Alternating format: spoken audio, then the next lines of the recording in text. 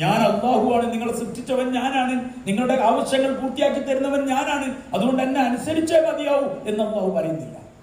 ഇഷ്ടം നൽകുകയാണ്. എന്നെ അനുസരിച്ചവർക്ക് വിജയം ഉണ്ടാവും, എന്നെ ധിക്കരിച്ചവർക്ക് പരാജയം ഉണ്ടാവും. ലാ ഇക്റാഹ ഫിദ്ദീൻ ഖദ് തബയ്യന റുശ്ദു മിനൽ ഗയ്.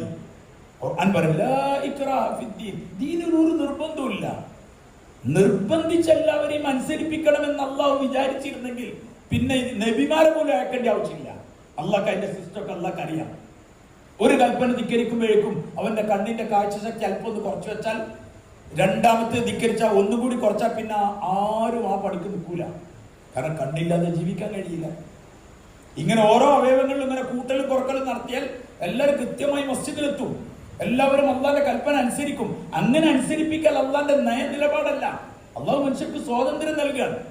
ഇഷ്ടമുള്ളവർ വിശ്വസിച്ചോട്ടെ, കുഴപ്പമില്ല. പക്ഷെ വിശ്വസിച്ചാൽ മാത്രമേ ആഖിറത്തിൽ രക്ഷപ്പെടാൻ പറ്റൂ.